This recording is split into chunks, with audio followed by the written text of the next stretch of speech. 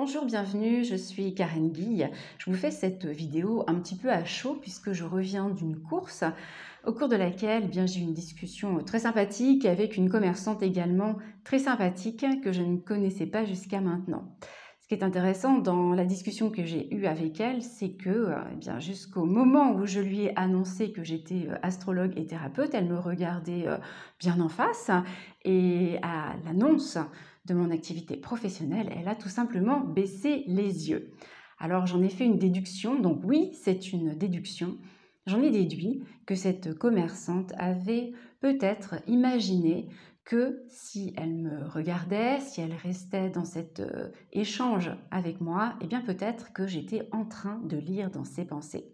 C'est une pensée justement qui est assez répandue, que lorsque l'on discute avec un magnétiseur, un médium, une voyante, quelqu'un qui œuvre en fait dans le milieu invisible et énergétique, quelqu'un qui a des capacités extrasensorielles, systématiquement, cette personne aux dons extraordinaires va lire en nous et connaître la moindre de nos pensées. Alors, même s'il est vrai que certains médiums, certains astrologues qui ont certaines capacités, certains magnétiseurs, etc., ont des informations à l'instant où ils discutent avec un interlocuteur, quel qu'il soit, que ces informations leur parviennent d'ailleurs parfois sans qu'ils ne le souhaitent, ils vont délivrer systématiquement un message alors que l'interlocuteur en question ne l'a pas forcément demandé. Donc cette vidéo, je la fais pour vous dire tout simplement que, eh bien non, tous les astrologues, tous les thérapeutes, tous les magnétiseurs n'entendent pas vos pensées, ne savent pas ce que vous êtes en train de vivre dans votre vie au niveau personnel, au niveau professionnel dès l'instant où ils entrent dans un échange avec vous. Certains vont peut-être me dire dans les commentaires que si, mais j'ai envie de vous dire, tout dépend du positionnement intérieur et de l'éthique, de la déontologie, des valeurs que l'on porte en soi.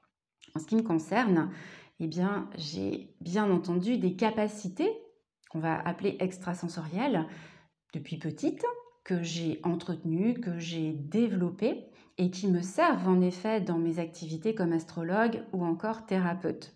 Mais à aucun moment, je ne me permets d'aller chercher des informations alors que je suis dans un simple échange avec une personne qui ne m'a rien demandé. Déjà, quel serait l'intérêt? Je n'en vois aucun. Cette part de moi, je la garde et la mets à disposition uniquement lorsque des personnes me sollicitent pour un travail en astrologie, que ce soit une lecture de thème, une harmonisation astrologique, qui est un soin que je propose, ou encore un soin en énergétique.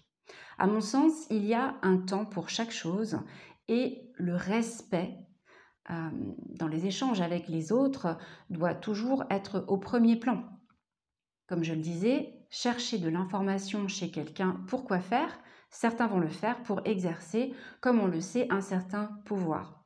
Si vous cherchez à être accompagné, que ce soit en astrologie, que vous ayez besoin d'un soin ou quoi que ce soit d'autre, ce que je peux vous conseiller, c'est dans un premier temps d'aller sur le site internet du professionnel en question qui a priori pourrait être la bonne personne pour vous, de prendre le temps de lire ce qu'il y a sur le site pour prendre l'ambiance finalement de la personne, essayer de sentir à qui vous avez affaire et pourquoi pas lire à un endroit sur son site quelle est sa charte, son éthique, sa déontologie. Et une fois rassuré, si ce professionnel en effet met bien en avant le fait qu'il respecte qui vous êtes, qui ne va pas au-delà de ce dont vous avez besoin, c'est un gage, j'ai envie de dire, de respect pour vous et pour pouvoir ensuite l'appeler pour prendre un rendez-vous. En tout cas, c'est la manière dont je propose mes services, quels qu'ils soient. C'est de toujours être dans le respect de la personne et de ne jamais aller au-delà de ce qui est bon pour elle, de ce qui est juste ou de ce que la personne a besoin ou envie de partager avec moi. Voilà le message que je voulais vous transmettre aujourd'hui. N'hésitez pas à mettre un pouce en l'air, un petit commentaire que je lirai avec plaisir. Je vous dis à bientôt.